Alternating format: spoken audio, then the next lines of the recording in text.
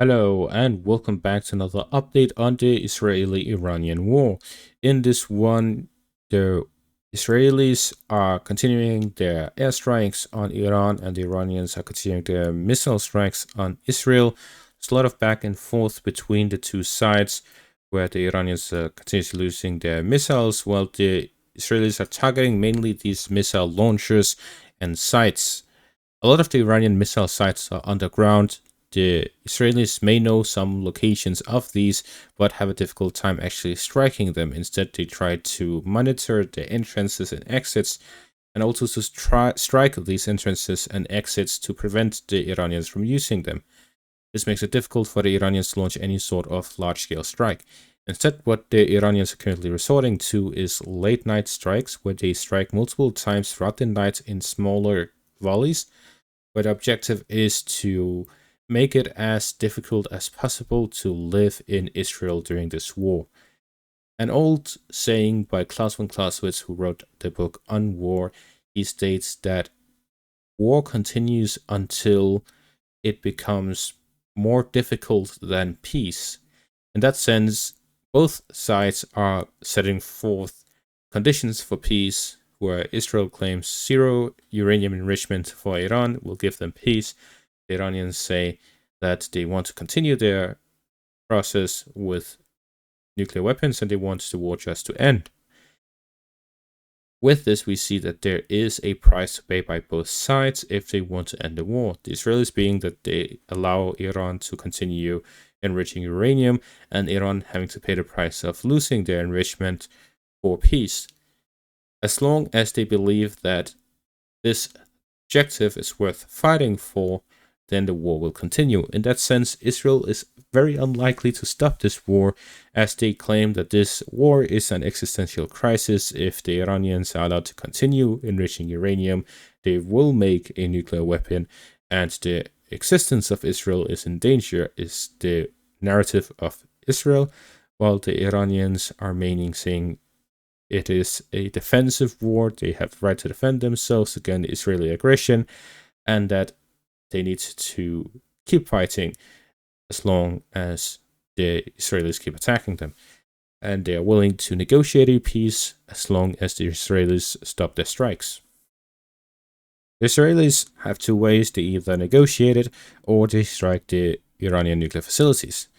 In terms of this, they have recently struck the Isfahan nuclear site, where we see the satellite imagery of before and after, where the after strikes we see several buildings within the nuclear facility have been struck.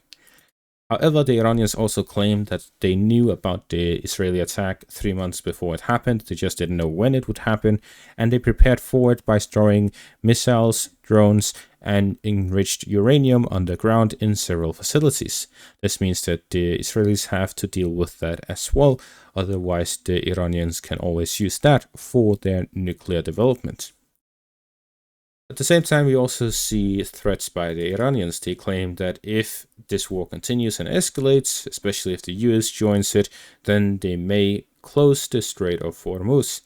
This strait, as we can see with this video graphic here, has a lot of naval traffic. About 20% of world oil sales goes through this Strait of Hormuz. With regards to US participation, there are two indications that the United States will strike Iran. The first one is the US Air Force movement. They have abandoned many of their bases, largely in the Emirates, Qatar, Kuwait, and moving them further away into Saudi Arabia, as we see with this satellite imagery here. The second evidence is the movement of US B-2 bombers. Approximately 6 B-2 bombers are leaving their airbase in California and moving to Guam, which is approximately halfway between the United States and Iran. The US takeoff, right after the takeoff of these bombers, they instantly refueled them, which indicates that these B-2 bombers are fully loaded. The reason why they refuel as soon as they take off is the takeoff weight is different than the airborne weight. The B-2 bomber is capable of lifting off with less weight than it is capable of flying with. This means that they refuel it right after takeoff to allow it to take off with the weight that it can take off with. Then they refuel it to the weight that they can fly with, and then they keep refueling it until they reach Guam in the Pacific Ocean. And then halfway between the United States and Iran, they'll be able to launch a strike group towards Iran from their base in Guam in one go. So the distance between Guam and Iran is approximately 6,000 miles. The cruise speed is approximately 600 miles per hour. This means a strike from Guam would take 10 hours to arrive in Iran and then 10 hours back. I believe both of these cases are clear evidence that a US strike on Iran is coming, and it is close. It could happen this weekend. It could also happen within the next few weeks. We don't know, and that is what the US is aiming for. They gave Iran a 2-week deadline. They might strike before the deadline. They might strike after the deadline. They want to keep Iran guessing, not knowing when they will come makes it more difficult for the Iranians to prepare for it, because if they set up an ambush at the Fordow nuclear power plant, they will still not be able to defend this ambush against Israeli strikes and reconnaissance during this period, while the Israelis will be aware of when the strike happens. Therefore, it becomes more difficult for the Iranians to prepare for it, while the US is fully prepared for it. The Iranians are instead mainly preparing to avoid such a strike altogether by pressuring the United States, by warning them that if they do strike Iran, the Iranians will strike US military bases in the Middle East. At the same time, they're preparing for these strikes on US bases in the Middle East. They may target mainly the ones in Iraq and Syria, as well as Jordan, potentially also the ones in UAE, Qatar, Kuwait, and Saudi Arabia. At the same time, the power balance remains in favor of Israel. However, an issue has arrived, and that is the fact that the Israelis are quickly running out of air defense missiles. The US production capacity does not match the Iranian production capacity when it comes to creating these missiles. The US is building approximately 150 THAAD missiles every year, compared to the Iranians building approximately 500 of their cruise and ballistic missiles every year. The Israelis are also building Arrow 3 air defense missiles in coordination with the United States. The production capacity is classified. However, it is a very complicated process to build such advanced missiles. It's also a very expensive process. The production capacity is estimated to be less than the US THAAD missile production. And with this, we see that the Iranians have approximately a 2-to-1 production comparison, while the Iranians need one missile to strike Israel, while the Israelis would need more than one missile to shoot down a Iranian ballistic missile. And although they will shoot a missile for every single Iranian missile at least, not every single one will actually intercept the Iranian missile either. The interception rate at the start of the war was 90%. Right now it's approximately 65%.